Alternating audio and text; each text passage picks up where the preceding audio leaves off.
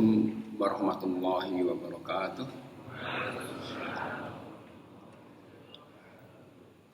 Innal hamdalillah nahmaduhu wa nasta'inuhu wa nastaghfiruh wa na'udzu billahi min shururi anfusina wa min sayyiati a'malina. May yahdihillahu fala mudilla lahu wa may yudlil falan tajida lahu waliyyan mursyida. Asyhadu an la ilaha illallah wahdahu la syarika lahu wa asyhadu anna Muhammadan abduhu wa rasuluh. Allahumma salli wa sallim ala nabiyyika Muhammad wa ala alihi wa sahbihi wa man da'a bi da'watihi wa sara ala nahjihi ila yaumiddin. Amma ba'du fa yaqulu subhanahu wa ta'ala fi muhkami tanzilih, ya ayyuhalladzina amanu taqullaha wa qulu qawlan sadida yuslih lakum a'malakum wa yaghfir lakum dzunubakum wa may yuti'illaha wa rasulahu faqad faza fawzan 'azima. Bapak-bapak Ibu sekalian rahimakumullah, alhamdulillah kita bersyukur kepada Allah Ta'ala yang pada hari ini telah kembali berkenan untuk memberikan kepada kita sekalian banyak nikmat-Nya, khususnya berupa kemudahan dan taufiknya yang dengan taufik Allah alhamdulillah kita bisa hadir di rumah Allah yang kita cintai ini dalam upaya kita untuk beribadah padanya. Mudah-mudahan Allah berkenan untuk meridhoi dan berkenan untuk mencatat semua upaya kita di rumah Allah ini sebagai bagian dari ibadah kita yang mudah-mudahan nantinya bisa menambah beratnya timbangan kebaikan kita insyaallah. Allahumma amin. Bapak sekalian, tema yang akan kita bahas bersama pada pagi ini adalah tema yang sebelumnya tidak asing bagi kita tentunya, tapi tema ini sangat menentukan, yaitu tentang sholat. Sholat itu ibadah yang tentunya sangat akrab dengan kita. Kalau dibandingkan dengan semua ibadah, dia ibadah yang paling sering kita lakukan. Minimal kalau kita fardu saja 5 kali. Namun akrabnya kita dalam sholat ini bukanlah ukuran bagi kesempurnaan sholat kita. Apalagi kalau kita ketahui bahwa sholat itu ibadah yang paling berat. Beratnya ibadah sholat itu Allah sendiri yang mengatakan. Dan firman-Nya surat yang kedua ayat 45 Allah berfirman, wasta'inu bis-sabri was-sholati wa innaha lakabiratun illa al-khasyin. Dan jadikanlah sholat dan sabar itu sebagai penolong kalian. Sholat itu ibadah yang sangat berat. Allah mengatakan sangat berat. Kenapa? Karena kalau kita perhatikan perintah ibadah sholat itu berbeda dengan semua perintah ibadah yang lain. Kalau zakat Allah hanya mengatakan wa atuz zakah, tunaikan zakat. Untuk haji Allah hanya mengatakan walillahi 'alan nasi hajjul baiti man istata'a ilaihi sabila, yang mampu. Untuk sholat khusus semua perintahnya, baik Qur'annya, sunnahnya, tidak ada yang kata-kata laksanakan, tunaikan, tidak. Semua pakai kata-kata akim, iqamah, tegakkan, dirikan. Berbeda ya. Kalau melaksanakan anak kecil bisa, maka zakat bisa diwakili, haji bisa diwakili, tapi sholat tegakkan, artinya melaksanakan dengan memenuhi semua aturannya. Yang aturan sholat itu ibadah yang aturannya sangat amat rinci sekali, termasuk teknisnya. Sehingga Nabi itu kalau menginginkan kita sholat itu benar, kata Nabi pesannya, sallu kama ra'aitumuni usolli. Sholat kalian, tapi harus sebagaimana kalian melihat aku sholat. Sangat rinci Nabi mencontohkan berdirinya bagaimana, rukuknya benar, yang dipegang oleh tangannya bagaimana, yang semua rinci sekali. Nah, ibadah yang demikian adanya, yang berat, yang rinci, itu ternyata kata Nabi sebagai ibadah penentu bagi semua ibadah yang lain. Artinya puasa kita,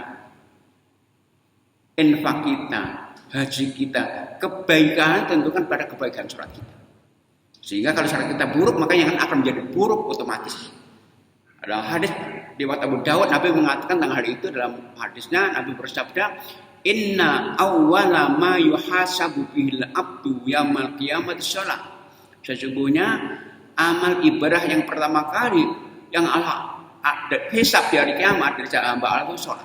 Kata Nabi, fa in saluhat saluha sairu amalihi wa in fasadat sayyidul amali. Kalau sholatnya baik, maka semua akan baik. Sebaliknya kalau buruk cuma akan menjadi buruk. Nah, sholat yang demikian adanya ini, kalau kita lihat hadis-hadis yang menjelaskan tentang posisinya, dia teratas. Maka itu kalau kita perhatikan, sholat itu ibadah yang pertama kali Allah wajibkan kepada umat. Jadi Nabi itu sudah dapat wahyu, masih hidup 23 tahun kemudian. Di Makkah 13 tahun, di Madinah 10 tahun. Di Makkah, selama 13 tahun dapat wahyu itu tidak ada ibadah mahdoh, nggak ada.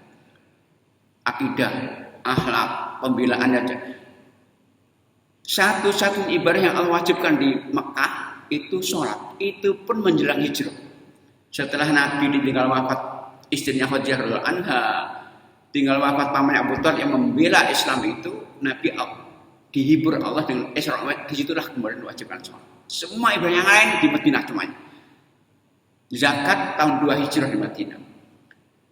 Puasa tahun 2 hijrah di Madinah. Haji tahun 6 hijrah, semua di Madinah. Ini menunjukkan bahwa ini ibadah terpenting sekali.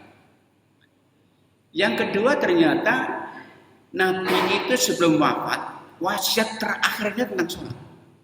Jadi ada 2 wasiat yang Nabi ulang sebelum wafat. As-sholata wa ma malakat ya'mun. Perhatikan sholat kalian, perhatikan sholat kalian, dan hamba sahaya. Ini sekali lagi menggambarkan tentang sholat, posisinya sangat tinggi sekali. Nah, kemudian kata Nabi, sholat itu menjadi pembeda antara kufur dan iman. Kata Nabi, bainar rajuli wa bainal kufri shalah faman taraka faqad kafar. Batas seorang dengan kufur itu salat, siapapun yang salat dia telah kafir.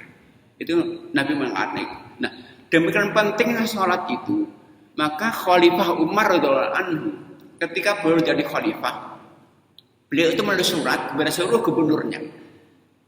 Karena pada waktu itu wilayah sangat luas sekali, ada di Syam, ada di Baghdad, di Yaman. Nah, isi surat itu sama semuanya. Yang intinya agar jadikan sholat sebagai parameter untuk memilih pegawai. Suratnya begini banyak. Kata Umar dalam suratnya itu, inna ahamma umurikum indis sholat. Faman hafidhaha faqad hafidha dinahu wa man dayya'aha fa ma lima juma'adiyah. Perhatikan, sesungguhnya urusan kalian paling penting bagi itu sholat. Maka perhatikan, siapapun yang mampu menjaga sholatnya, pasti dia akan mampu menjaga amanahnya.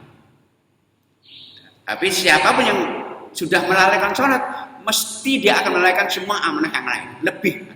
Maka diri tidak ada yang. Itu kecerdasan Umar untuk menjadi parameter. Sholat menjadi parameter untuk menyeleksi pegawainya. Nah, jemaah sekalian, karena sholat itu penentu bagi semuanya, maka para ulama paling banyak membahas sholat tentang ibadah itu. Nah, di antaranya ditetapkan parameter sempurna sholat kita itu ditentukan oleh 4 poin. Yang 4 poin ini sebuah kesatuan. 1 poin kita tidak laksanakan berarti belum sempurna sholat kita. Karena itu ini menjadi bahan evaluasi kita. Benarkah sholat yang selama ini dilakukan sesuai parameter itu? Yang pertama, parameter sempurna sholat kita tentukan pada kemampuan kita untuk menjaganya, menegakkannya secara kontinu. Kontinuitas yang Allah katakan tentang parameter ini, surat yang ke-70 ayat yang ke-23, 21, 23, 22, 23 Allah katakan dalam surat itu, surat Ma'arij namanya, kata Allah, innal insana khuliqa halu'a idza masyarru syarru jadua wa idza masyal khairu manua illal musallina alladzina hum ala salatihim daimun. Juga manusia itu karakternya sama semuanya, suka mengeluh, kikir. Kata Allah,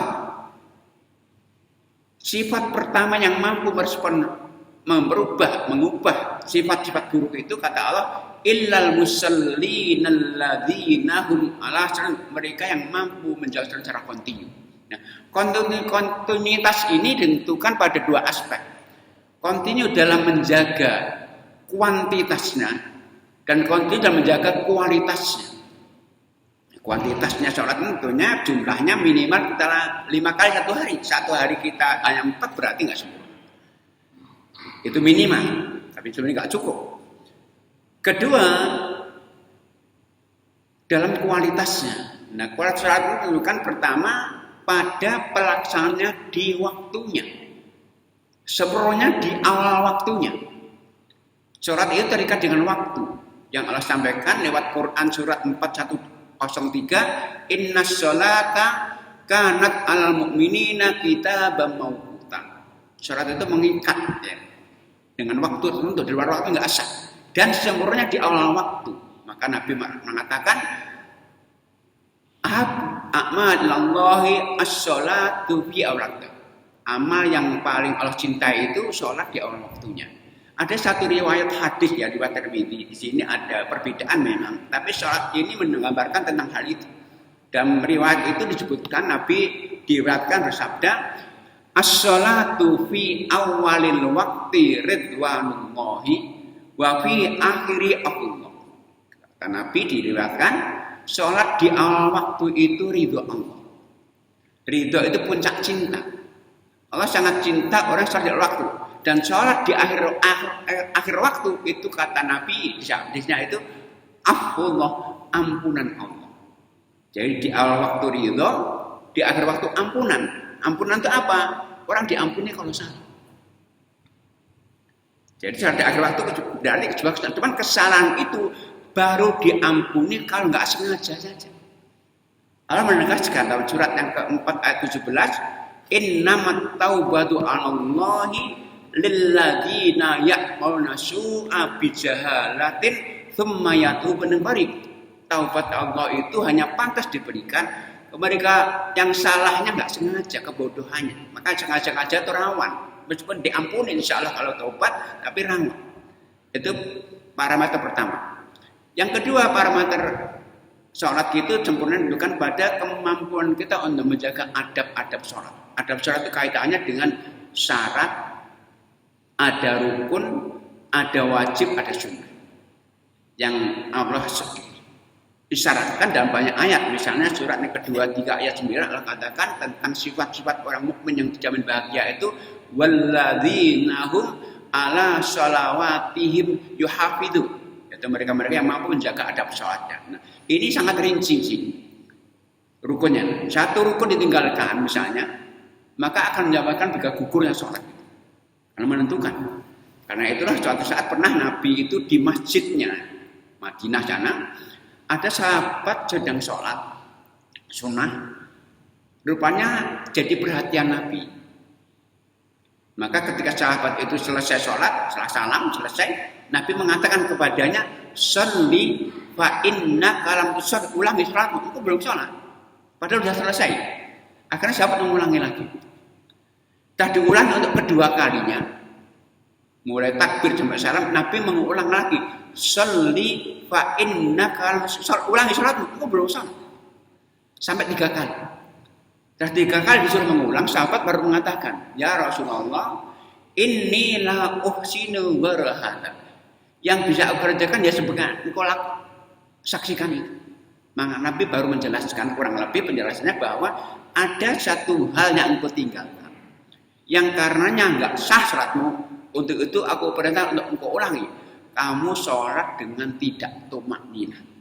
Itu kan satu rukun saja ini. Ternyata meninggalkan dianggap enggak sah sholat. Apalagi 2, 3. Nah, ini penting sekali.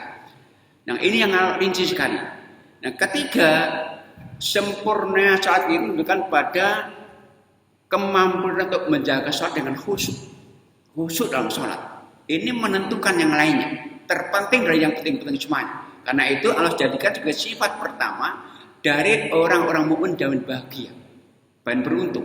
Surat yang kedua 3 ayat 2 Allah katakan, qad aflahal mu'minun, langsung alladzina hum fi sholati khashi'un. Sungguh beruntunglah orang bermain. Siapa itu? Pertama yang khusyuk salat. Khusyuk itu artinya tunduk, patuh. Tapi intinya konsentrasi penuh dengan yang lakukan. Jangan sampai kita sholat baca Fatihah, intinya doa, cuma pikiran kita kemana-mana. Allah nggak akan menerima orang yang ucapannya beda dengan pikirannya. Maka orang kalau khusyuk sholat, Allah akan merespon. Dalam hadis Muslim, hadis qudsi, Allah mengatakan tentang sholat ini begini. Kata Allah SWT dalam hadis qudsi itu, qasamtu sholata baini wa baina abdi qismain. Aku bagi sholat itu dua bagian. Satu bagian hakku, satu bagian hak hamba. Kata Allah, idza qala abdi, ketika hambaku dalam sholat mengatakan alhamdulillah, maka Allah langsung merespon, hamadani abdi, hambaku sedang memuji aku, dan hak Allah dipuji. Ketika kita hamba mengatakan ar-Rahmanir Rahim, Allah responnya afna alayya abdi, hambaku sedang menyanjungku, dan hak Allah disanjung. Sampai kemudian ketika hamba mengatakan iyyaka na'budu wa iyyaka nasta'in, respon Allah, hadza baini wa baina abdi wa li abdi masal. Ini hakku, hambaku. Iyyaka na'budu, disembah, hakku disembah. Iyyaka nasta'in, meminta, hambaku meminta, dan yang diminta akan aku beri. Ketika kita melanjutkan sampai akhir, ihdinas siratal mustaqim siratal ladzina, respon Allah satu, hadza li abdi wa li abdi masa. Ini semua hak hambaku, yang diminta semua akan aku beri. Itu kalau kita khusyuk saat itu. Karena Nabi mengatakan Allah nggak akan merespon ucapan hamba yang beribadah yang dipikiran. Khusyuk menjadi penentunya. Nah, yang keempat, parameter sholat kita tentukan pada kemampuan kita untuk menegakkan hak sholat. Jadi setiap ibadah itu punya hak. Hak ibadah itu mestinya akan terbukti dalam bentuk kebaikan setelah ibadah dilaksanakan. Nah, syarat itu Allah sampaikan lewat firman-Nya yang akan dibaca oleh imam kita, surat yang ke-29 ayat 45, wa aqimis sholata innas sholata tanha 'anil fahsya wal munkar. Tegakkan sholat kalau sempurna mesti pelakunya akan lebih baik, jauh dari keji, jauh dari mungkar. Maka kalau orang terus sholatnya baik, katanya, anggapannya, tapi ternyata nggak terpuji dalam bentuk akhlak yang mulia, nggak ada gunanya. Ada hadis Bukhari, ya. Dalam hadis itu disebutkan, ini ada dalam Al-Mufrad, sahabat pernah mengatakan bersama Nabi, ya Rasulullah, fulana taqumul laila wa tasumun nahar wa tasaddaqat wa tu'dhi jirana bizaniya. Ya Nabi, ada wanita yang luar biasa ibadahnya, sholatnya, puasanya, baik semuanya, tapi dia nggak baik akhlak, suka menyakiti tetangganya dengan lisan. Maka dia mengatakan la khaira yang nggak ada baiknya, orang sholat nggak ada gunanya, akan masuk neraka. Kenapa? Ternyata nggak connect antara ibadahnya dengan perilakunya. Nah, ibadah itu semuanya dalam upaya kita untuk membentuk akhlak yang mulia. Maka kalau ibadah kita itu dilaksanakan, akhlak berumur mesti ada sesuatu. Mungkin ikhlasnya kurang, husnul kurang. Itu mesti. Karena Allah menjamin kalau ibadah benar mesti akan menjadi orang baik. Itu 4 poin yang menjadi parameter dari sempurna kita. Nah, jemaat sekalian, untuk hukum sholat, karena pentingnya, para ulama membagi menjadi 2 alasan. Pertama, bagi mereka yang nggak mau sholat, apalagi mengingkari, sepakat nggak ada perbedaan, kafir, semua sepakat. Maka kalau misalnya ada orang Muslim, kok saya nggak mau sholat lagi lah, katakan kafir, sepakat ini. Tapi kalau orang nggak sholat karena malas, kadang-kadang atau malas-malas sholatnya, sahun kata Allah, itu para ulama terbagi menjadi 2 pendapat. Para ulama terdahulu di antara kalau Imam Madhab Imam Ahmad, termasuk Umar bin Khattab, itu kafir juga, malas padahal. Tapi mayoritas ulama kita, Imam Malik, Imam Syafi'i, dan Imam Abu Hanifah mengatakan enggak kafir. Tapi istilah mereka fasikun istadab, dosa yang sangat besar sekali dan harus terus taubat. Dosa besar, lebih besar dari zina. Nah, untuk Imam Syafi'i, Imam Malik sepakat. Kalau seorang malas sholat, maka kalau negara Islam pemimpinnya harus menyuruh taubat 3 kali. 1 kali nggak mau taubat, nggak mau sholat. 2 kali enggak, 3 kali enggak ngotot, maka dibunuh. Itu Imam Syafi'i, Imam Malik. Nah, ulama paling ringan tentang hukum orang sholat malas itu Abu Hanifah. Jadi kalau orang muslim nggak sholat dengan malas, maka disuruh taubat 3 kali. Nggak mau taubat, itu ancamannya bukan bunuh, tapi dipenjarakan, nggak keluarkan sampai dia sholat. Itu hukum terendah dari pendapat ulama tentang orang sholat nggak sholat karena malas. Nah, jemaah sekalian, kita akan mencoba untuk membahas tentang adab sholat tadi yang ini rinci, yaitu kaitan dengan syarat, rukun, wajib, dan sunnah. Ini satu syarat, satu rukun, lain nggak sah. Nah, syarat-syarat itu ada dua. Pertama syarat wajib, artinya mereka yang wajib sholat itu siapa? Itu ada 3. Muslim, non muslim nggak wajib sholat. Kedua telah balik, yang belum balik nggak wajib. Cuman orang tuanya yang wajib mengajarkan. Jadi kalau kita punya anak kecil belum balik itu anaknya nggak wajib. Tapi kalau sholat dia dapat pahala. Tapi orang kan kewajiban mengajarkan. Kata Nabi dalam hadisnya kepada para orang tua punya anak-anak yang belum balik itu, alimu sibyanakum sholat disabit. Ajarkan, biasakan untuk sholat anak-anak sejak 7 tahun. Yang ketiga berakal. Muslim balik berakal. Orang muslim balik nggak berakal nggak wajib. Maka itu untuk mungkin yang sudah sepuh, yang sudah pikun itu nggak wajib, jangan dipaksakan. Nggak wajib, udah gugur kewajiban. Udah Allah bebaskan. Nah, mereka yang wajib sholat ini baru akan sah sholatnya kalau memenuhi 6 syarat. Ini menentukan, 1 syarat tinggalkan nggak sah. Dan syarat ini mengikat yang harus dipastikan sudah ada sebelum sholat kita mulai. Jadi ketentuan mengikat ini harus sebelum sholat. Apa itu? Pertama, pastikan di waktunya, nggak boleh ragu-ragu. Maka kalau mau sholat zuhur masuk belum ya nggak boleh sampai yakin masuk. Yang kedua, suci dari najis. Jadi najis itu kotoran-kotoran yang terjangkau oleh indera kita. Bisa kita lihat, bisa kita rasa, bisa kita cium. Yang harus pastikan terhindar dari 3 tempat. Pakaian kita pastikan sebelum sholat bersih. Nggak ada najisnya. Badan kita dan tempat sholat kita. 1 ada najisnya nggak sah. Namun kalau kita yakin bersih, tiba-tiba di tengah-tengah sholat kita ingat, oh kotor ini atau najis di tengah-tengah sholat, maka kalau kita menghindar tanpa batalkan. Misalnya kita sholat, yakin bersih semuanya, tiba-tiba anak kita kok pipis di sajadah kita, maka kita bisa miring atau bergeser kiri kanan. Kalau tempat itu, nah, tapi kalau mengenai badan kita, pakaian kita, kalau kita nggak pakai terus atau kita hilangkan najisnya, kita terbuka aurat batal. Misalnya sarung kita, oh ternyata najis, harus kita ulang. Tapi kalau najis itu melekat tapi bisa kita hindarkan, kita buang tanpa membuka aurat, sah. Gak boleh ulang. Jadi Nabi itu dan sahabatnya pada musim-musim yang sangat dingin ekstrim, mereka sholatnya pakai khuf, kaos kaki. Nah suatu saat pernah Nabi berjamaah pada musim dingin sekali.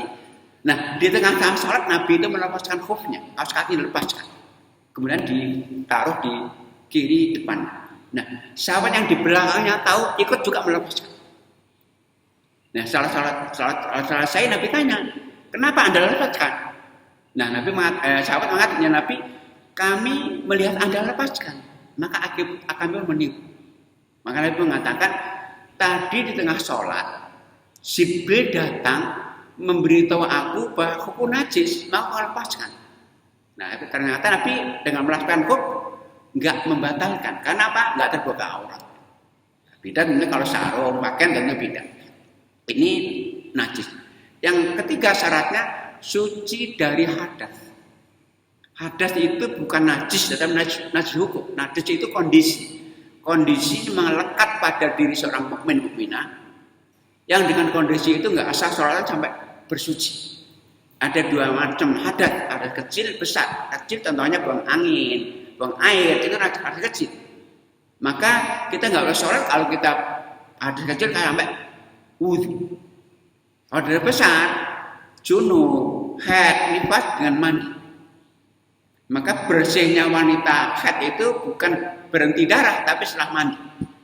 Nah, kalau kita nggak bisa wudhu, nggak bisa mandi, karena halangan syar'i, diganti dengan tayamum. Jadi tayamum itu sebagai alternatif pengganti wudhu dan mandi saat kita nggak bisa laksanakan udzur syar'i, nggak ada air, sakit. Nah, maka karena ini alternatif pengganti wudhu mandi, caranya sama. Nah, syarat yang berikutnya yaitu menutup aurat. Nah, untuk aurat ini beda antara wanita dan laki-laki. Kalau wanita semua anggota badannya aurat, kecuali wajah dan telapak tangan. Telapak tangan, punggungnya bukan aurat, badannya sampai pergelangan tangan. Sehingga kalau ibu-ibu itu mungkin kenanya longgar, saat mengangkat tangannya turun, berarti terbuka aurat. Batal berarti. Batal. Karena terbuka auratnya, karena sampai pergelangan tangan. Maka ibu dulu itu kalau pakai mukena itu ada cantolannya untuk menjamin enggak turun ketika diangkat tangan. Nah, kalau laki-laki auratnya memang batas minimalnya itu pusar sampai lutut. Tapi itu bagi enggak punya pakaian. Tapi yang punya pakaian Nabi melarang orang terbuka pundaknya. Melarang. Maka kalau kita tuh tawaf, itu kalau tawaf kedatangan kan sunnahnya pakaian ihram kita kan di atas pundak kanan, di bawah di bawah pundak kiri, bahkan kanan. Itu saat tawaf. Nah, setelah tawaf kita sholat sunat. Itu wajib untuk dikembalikan. Jadi sekali lagi, ittiba namanya, meletakkan kain ihram di bawah pundak kanan itu saat tawaf saja. Setelah kita nanti setelah tawaf selesai, mau sholat sunat, dikembalikan untuk menutup pundak kita. Itu tentang aurat. Nah, syarat berikutnya adalah menghadap kiblat. Yang ini syarat yang paling mudah. Ketentuannya yang wajib persis hanya melihat saja. Tapi nggak melihat, boleh ke arahnya saja. Kalau Allah mengatakan fawallu juga ke arahnya saja. Maka bergeser dikit-dikit nggak masalah. Itu kalau nggak melihat Ka'bah. Nah, yang terakhir syaratnya yang keenam yaitu niat. Niat itu harus dipastikan ya. Dipastikan minimal maksimal bareng dengan takbirnya.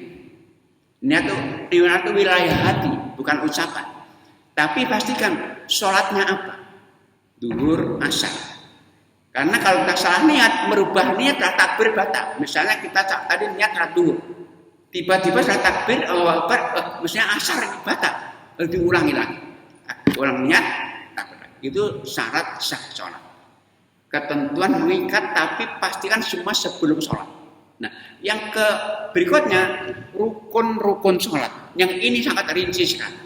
Ini sama, dia mengikat kita satu enggak terlaksana batal, tapi ini bagian dari sholat, bagian dari aktivitas sholat. Kalau sholat sebelumnya ini aktivitas. Apa itu? Pertama, yaitu membaca takbir sebagai pembukanya sholat. Allahu Akbar. Kalau kita nggak baca, nggak sah. Maka kalau kita masbuk ke masjid, jamaah masbuk datang, itu kan perintahnya kata Nabi, kalau imam rukuk, kita rukuk. Nggak nunggu berdiri, yang sujud kita sujud. Cuman harus diawali takbir dulu. Takbirnya berdiri. Jadi kalau kita imam sujud, Allahu Akbar berdiri, Allahu Akbar baru sujud. Kalau kita langsung takbirnya sujud, berarti takbir sujud nggak sah. Takbir itu pembuka dengan berdiri. Maka nggak boleh dengan sujud. Maka kalau kita takbir sujud, berarti takbirnya takbir sujud, bukan takbir ihram. Nggak sah. Itu takbir ihram. Yang kedua, rukunnya itu berdiri. Untuk sholat fardu bagi yang mampu. Sholat sunnah nggak apa-apa. Cuman pahalanya separuh saja. Nah, sholat fardu nggak boleh. Maka seorang yang mungkin bisa berdiri, tapi nggak bisa rukuk, nggak bisa sujud, rukuknya sujudnya dan duduk, maka harus takbirnya berdiri. Jadi misalnya di bawah seorang yang bermasalah di kakinya, mungkin sholat di atas kursi, duduk, maka tapi berdiri, maka takbirnya berdiri dulu. Allahu Akbar baru duduk. Kalau langsung duduk nggak sah. Karena takbir itu rukun dan dia dengan berdiri. Jadi berdiri dulu, baru duduk. Nah, untuk berdiri ini caranya menghadap kiblat dengan seluruh anggota badannya, termasuk kakinya. Kadang-kadang kita itu ya nggak sempurna, kaki kita nggak menghadap kiblat, tapi nyerong. Contohnya begini, mohon maaf. Jadi kaki itu tidak bentuk V ya, tapi menghadap arah kiblat. Jadi begini, bukan begini.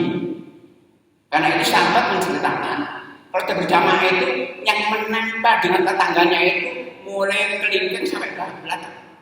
Nah kalau kita nyerong begini, yang menempel kelingkingnya lagi. Dan itu ada jarak antara kanan kiri. Jaraknya itu seimbang dengan pundaknya. Karena itu sahabat menceritakan berjamaah itu yang menempel itu pundak dan kaki sekali. Begini. Maka semakin gemuk semakin lebar. Orang gemuk begini nanti akan duduki temannya saat ini. Dia berdiri.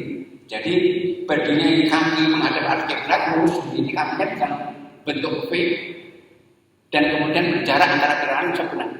Itu saat berdiri. Mata melihat ke arah tempat sujud. Itu rukun kedua. Rukun ketiga yaitu membaca Fatihah pada setiap rakaatnya. Namun ini mengikat imam dan sholat sendiri saja. Imam wajib baca Fatihah, nggak baca Fatihah nggak asal. Baca sendiri sama. Untuk berjamaah nanti ada hukumnya lain. Ada perbedaan pendapat.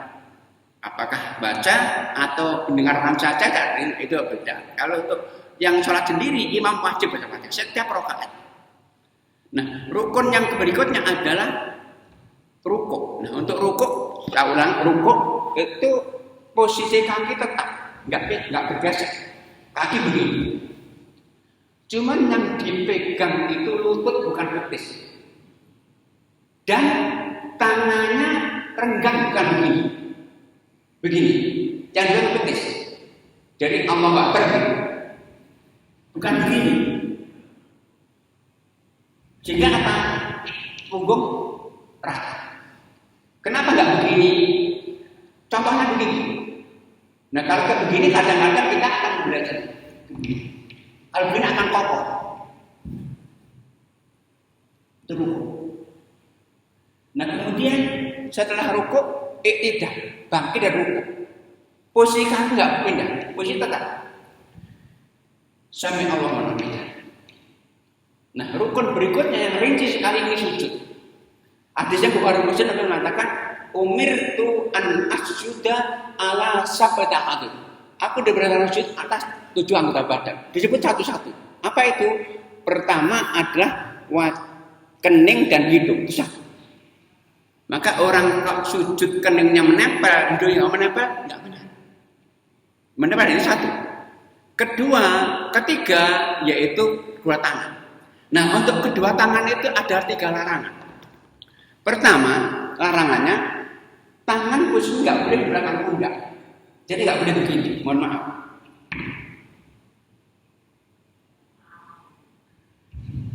Minimal sejajar dengan pundak.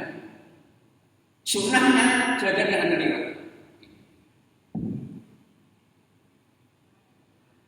Agar nanti posisi paha itu lurus. Kalau tidak pundak. Tapi macam kalau kita berjalan kadang-kadang itu semua.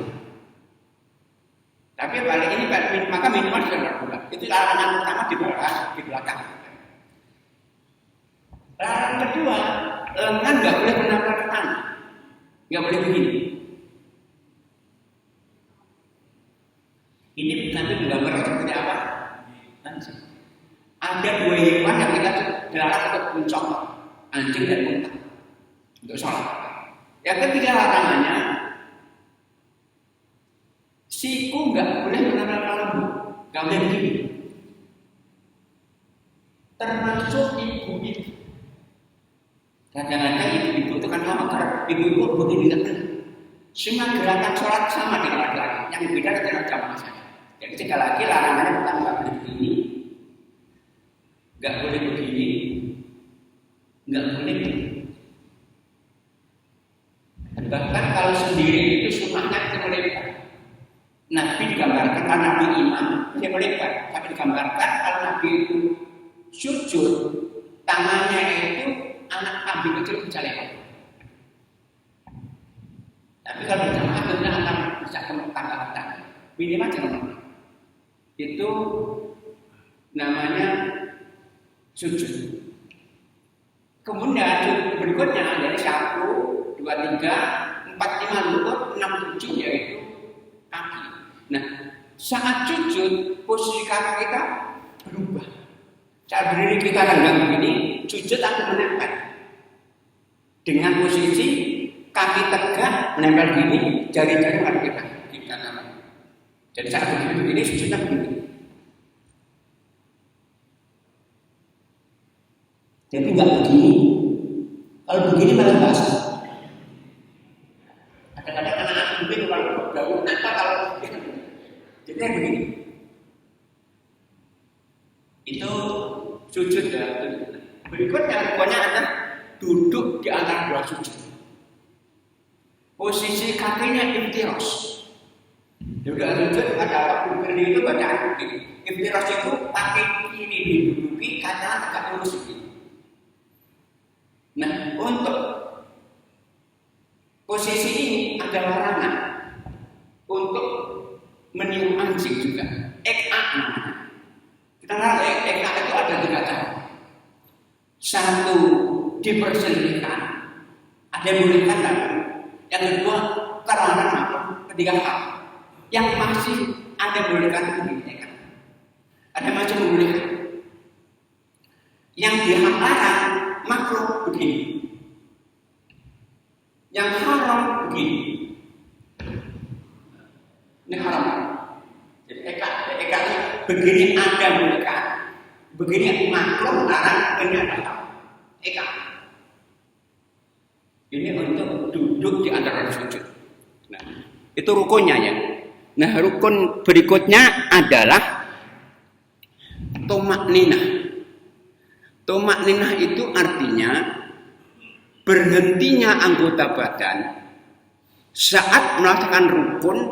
Yang waktu berhenti itu dipastikan cukup baca zikirnya. Jadi saat kita misalnya rukuk, namanya sampai berhenti.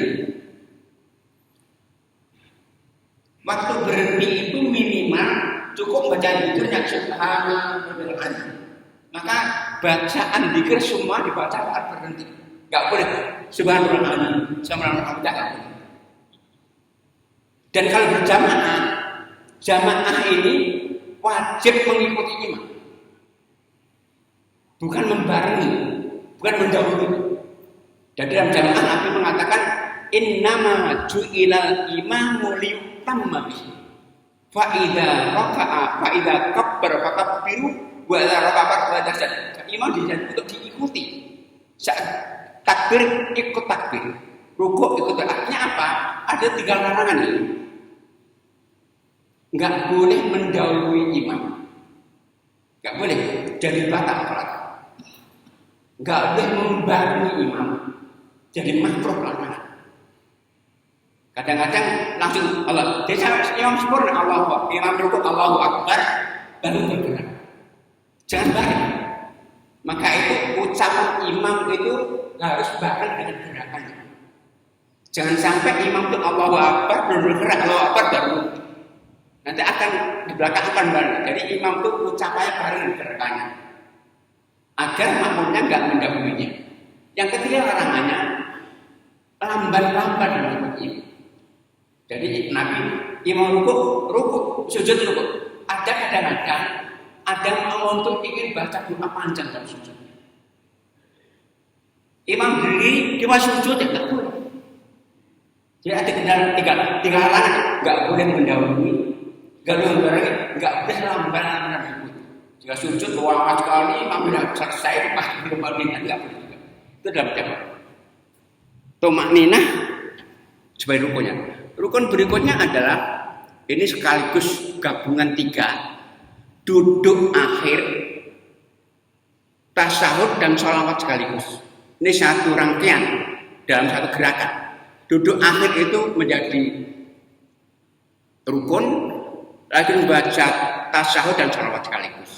sampai minimal innaka hamidum majid. Itu rukun. Nah, rukun yang terakhir salam. Ucapan assalamualaikum. Gerakannya bukan rukunnya, gerakannya nanti sunnah saja. Maka orang sholat assalamualaikum dah sah. Ini rukun-rukun sholat yang menentukan keabsahan. Satu rukun tanggalkan keabsahan. Maka orang misalnya setelah berdiri kemudian langsung sujud, berarti nggak rukuk, batal. Maka kalau tahu langsung harus berdiri lagi. Nah, itu rukun. Nah, berikutnya nanti ada wajib-wajib sholat, ada sunnah sholat. Itu semuanya juga mengikat semuanya. Jangan sampai mengatakan ini sunnah saja, bukan. Sunnah itu perintah. Jadi ibadah kita terikat dengan 5 hukumnya. Ada wajib, ada sunnah, ada haram, ada makruh, ada mubah. Dari 5 hukum ini perintahnya 2, wajib dan sunnah. Maka jangan sunnah ini bukan, sunnah itu perintah. Nabi nggak mengenal sunnah kecuali al-udzur syar'i saja, karena perintah ini. Sunnah ini kadang-kadang begitu. Yang kedua haram, larangan. Haram dan makruh, makruh itu bukan, makruh itu larangan. Yang pilihan hanya satu, mubah saja. Itu hukum dan sama. Jadi dalam sholat itu ada wajib, ada sunnah juga. Nanti akan kita upayakan untuk kita bahas kalau ada kesempatan, insya Allah. Mungkin sementara ini kalau ada yang ingin menambahkan, bertanya monggo. Monggo.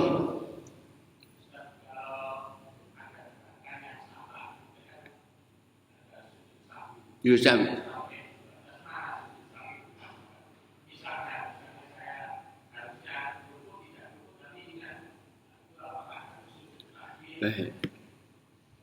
Jadi sujud sahwi itu diperintahkan, hukumnya bisa wajib, bisa sunnah, bisa mubah sujud sahwi itu. Dia menjadi wajib sujud sahwi itu kalau meninggalkan sesuatu yang dengan itu batal.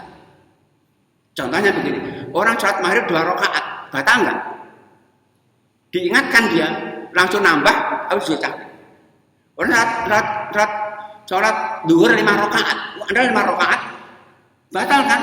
4 rakaat harus sujud sahwi, wajib itu. 2 kali sujud sahwi, 2 kali sujud, kemudian yang dibaca doa sujud biasa. Sujud sahwi menjadi sunnah kalau orang meninggalkan hal yang wajib. Contohnya orang sholat nggak baca Al-Quran, Fatihah langsung rukuk. Orang nggak tasyahud awal, duhur langsung berdiri, doa. Itu menjadi sunnah. Nah, sujud sahwi menjadi mubah saja ketika dia meninggalkan sunnah. Misalnya dia sholat nggak angkat tangan, ingin sempurna sujud sahwi. Nah, sujud sahwi itu sekali lagi boleh dilakukan sunnahnya sebelum salam. Tapi boleh setelah salam. Bahkan boleh setelah berbicara. Selama di majelis. Nabi itu pernah sholat di masjid jamaah. Mestinya 4 rakaat, 2 rakaat salam beliau. Nah, ada Abu Bakar, ada Umar, ada Utsman, diam semuanya. Ada sahabat namanya Dzuliyadain mengatakan, "Ya Rasulullah, aku siratus sholat, apa kita kosong sholat kita? Kenapa? Ada 2 rakaat saja kok sholat." Nabi tanya, benarkah begitu? Benar. Langsung Nabi berdiri, takbir lagi, nambah 2 rakaat, kemudian sujud sahwi sebentar. Itu sudah berbicara. Tapi di majelis. Maka kalau sama, kalau kita misalnya di masjid, kok sholat duhur, kok 3 rakaat diingatkan, oh 3 rakaat, oh benar, iya, langsung nambah 1 rakaat. Nggak perlu diulang, sudah. Tapi kalau setelah pulang nggak boleh. SMS, bapak tadi sholat dulu, nggak boleh, diulang. Di ukurannya majelis ya, majelis menentukan. Maka 2 jauh ini sama ya, kata Nabi, Bukhari Muslim, al-bayyi'an bil khayari. Seorang penjual pembeli masih punya hak untuk membatalkan selama di majelis. Kalau pisah udah nggak boleh. Nah itu mungkin. Ada yang lain mungkin nambahkan monggo.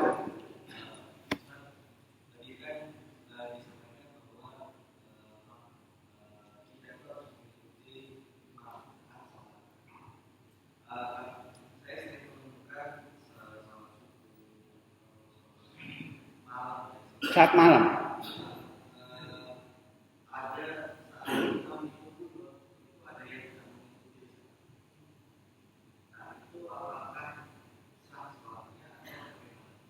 Sholat malam, sholat sunnah maksudnya. Salat subuh. Ketika apa? Kunut. Ya.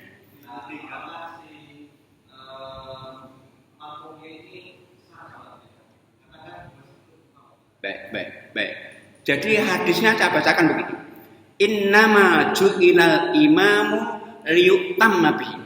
Imam itu dipilih jadi untuk diikuti. Terusannya fa idza kabbara fakabbir. Kalau imam takbir ikut takbir. Wa idza raka'a farka'u, dalam rukuk ikut rukuk. Wa idza sajada fa sujud ikut sujud. Wa idza syarafa salam. Yang disebutkan apa? Takbir, rukuk, sujud, salam. Ini rukun semuanya. Sunahnya enggak disebutkan. Maka yang wajib ikut imam itu yang wajib, yang rukun, yang sunah-sunah enggak harus ikut. Kenapa? Yang wajib sepakati. Yang sunah ada perbedaan. Kalau seorang makmum harus ikut imam, sunahnya merepotkan. Contohnya begini, ada imam itu kadang-kadang ketika sholat setelah sami Allahu liman sedekah, kan sunnah mereka.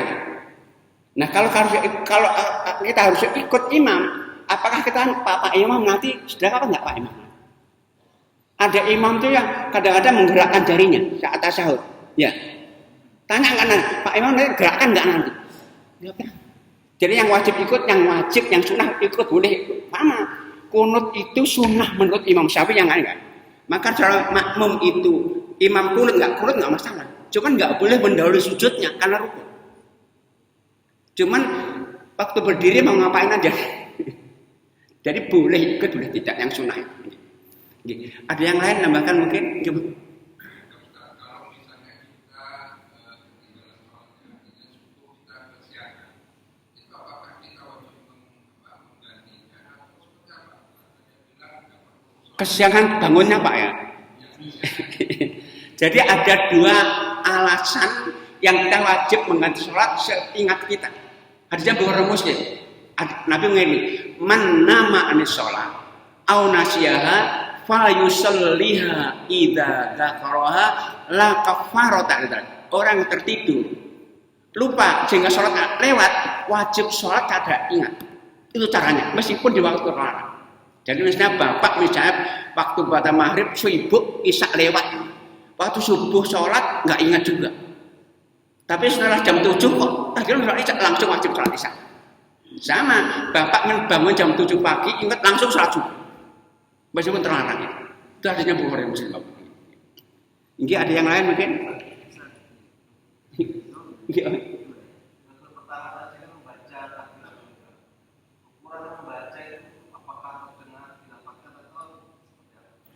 Membaca itu menggerakkan lisan.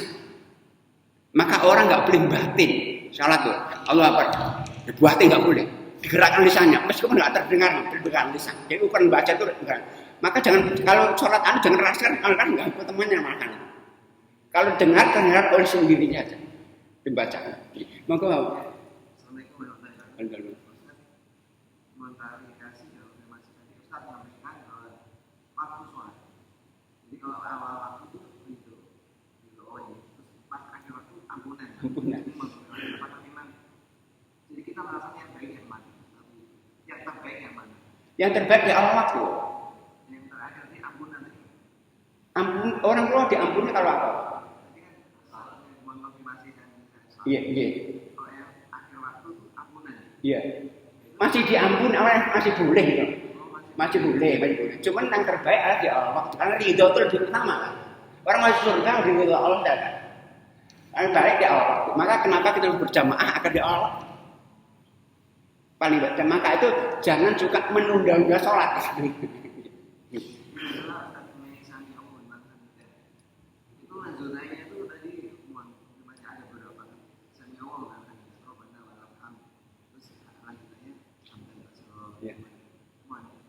Jadi tahmid namanya.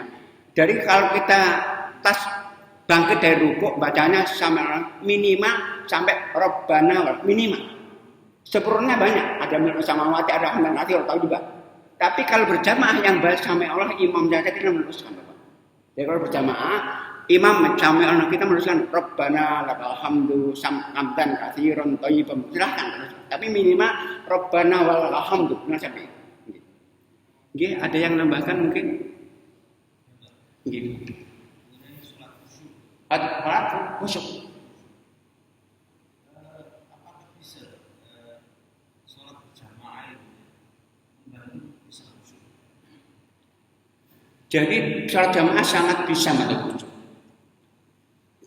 Maka itu perintah Allah dalam surat 7 surat 4. Wa idza qura'al Qur'an fastami'u lahu. Karena itulah agar kita khusyuk itu salah satunya. Pertama, jangan pernah sholat dengan tergesa-gesa. Nabi pernah mengingatkan seorang sahabat Abu Bakar ketika datang untuk jamaah, datang ketika sudah memulai. Karena takut ketinggalan, dia lari-lari dan mengatakan, zadaqal harsan wala taqum, mudah-mudahan Allah beri semangat lebih dan ulangi, karena orang lari-lari akan ngos-ngos enggak khusyuk. Yang kedua, berupaya untuk memahami apa kita baca. Kadang-kadang orang tidak paham akan kemana-mana nanti. Jadi sekali lagi jamaah itu sangat bisa kan, maka itu jamaah itu akan menghindari banyak gangguan setan. Contohnya apa? Jadi Nabi itu kalau sholat jamaah nggak pernah mulai sampai menjamin jamaahnya itu rapat. Karena renggang itu pulang setan itu termasuk. Jadi setan itu kalau adzan lari, adzan selesai datang lagi, iqamah lari, iqamah selesai datang lagi. Ketika ada sok renggang langsung masuk. Jangan mengatakan alhamdulillah setan ikut sholat. Itu mengganggu kita juga, itu mengganggu kita. Maka ada bisik-bisikan setan itu. Maka orang itu kalau ada sok renggang, kok dia memasukkan merapatkan itu akan menjadi pengaruh susah. Maka jamaah itu sangat peluang untuk lebih khusyuk, lebih sangat wajar. Ya. Kecil ngaji di kampung. Karena kalau satu jamaah ini, kalau satu aja khusyuk, ya itu dihitung semua. Waduh, enak sekali, Pak. Enggak gitu. Khusyuk itu per orang, Bapak. Sudah benar. Beda dengan jamaah zikir. Jadi Nabi itu mengatakan hadis Bukhari Muslim bahwa ada malaikat itu Allah khusus tugaskan untuk mencari masjid kajian begini. Nah, ketika mereka banyak. Ketika satu mendapatkan, langsung manggil teman-teman. Ini yang kalian cari. Akhirnya semuanya untuk meliputi, untuk mendoakan. Nah, setelah itu Allah tanya, apa yang kalian saksikan? Ya Allah, hamba-Mu sedang mengkaji kitab-Mu yang dzikir untukmu. Maka langsung Allah katakan, saksikan aku ampun dosa mereka semua. Malaikat ada yang protes, ya Allah, satu di antara mereka datangnya untuk boleh kajian, tapi ikut-ikut aja akan dapat juga ampunan. Tapi kalau sholat enggak, sholat itu perkonang. Baik, mungkin ada yang nambahkan mungkin enggak. Iya.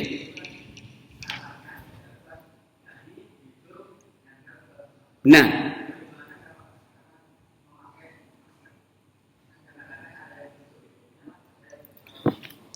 ya, mungkin pertanyaan sama. Bagaimana kalau kena jilbab? Bagaimana kalau rambut toh Pak ya? Jadi ada yang begini.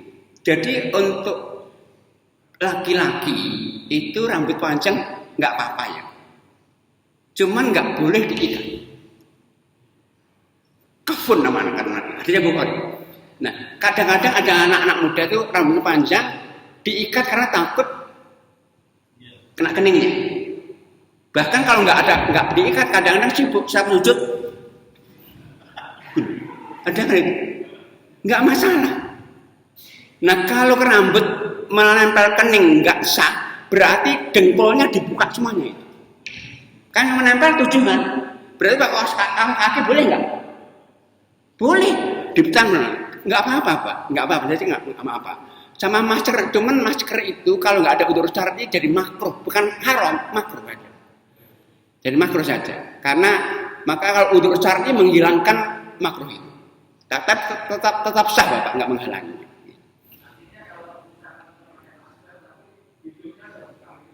Tapi tetap menempel kan, cuma terhalang masker kan. Tapi yang nggak boleh itu begini Pak, yang nggak boleh itu nggak menempel di atas nih. Kalau menempel ada halangan itu nggak masalah. Maka orang kena mukenanya, orang kena kopiah nggak masalah, yang nggak boleh itu nggak menempel gitu. Kalau menempel ada halang, sama Pak. Yang harus menempel kan 7 Pak ya. Kening, hidung, 2 tangan, 2 lutut, 2 kaki. Lutut kita kena sarung nggak Bapak? Mau dibolongin cuma nanti kalau begitu kan nggak apa-apa.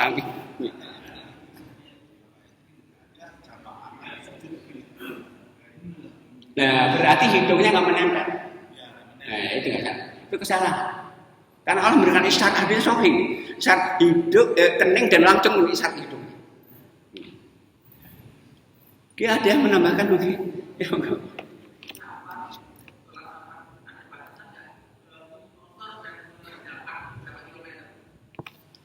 Jadi bahwa sholat safar, saat safar kita bolehkan jamak dan qasar pasti.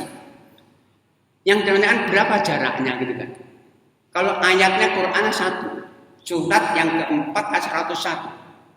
An-Nisa 101. Allah katakan wa idza darabtum fil ardi fala sanjuna.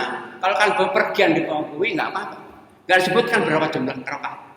Kilometer. Karena enggak ada batasan kilometernya, para ulama berbeda pendapat. Abu Hanifah jarak yang boleh qasar itu jarak yang tempuh dengan naik dan jalan kaki 3 hari 3 malam.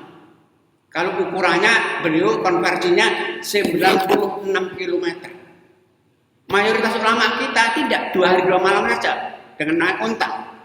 Overnya 80 km. Tapi penetapan kilometer dibantah oleh buku Dam. Enggak ada dasarnya. Enggak ada dasarnya. Maka kata beliau parameternya bukan jarak tapi safar. Kalau di Jawa ada bahasa apa? Metu apa lunga? Beda itu. Lunga berarti apa? Kalau metu enggak lunga namanya. Jaraknya berapa saja. Nah, kalau kita ke pasar namanya metu bukan lunga. Kalau kita ke Jombang kan lunga itu. Karena enggak ada kata enggak ada. Nggak ada yang lain mungkin. Tapi para ulama mengatakan tetap jaraknya jauh. Kenapa? Safar yang kita boleh untuk mengqasar, enggak safar boleh kita enggak puasa Ramadan. Masa ke Sidoarjo enggak puasa Ramadan kita? Jaraknya enggak ada. Enggak ada yang lain mungkin. Cukup ya. Baik, sementara itu dan tentunya ada kira calon maaf, mudah-mudahan bermanfaatnya. Assalamualaikum warahmatullahi wabarakatuh.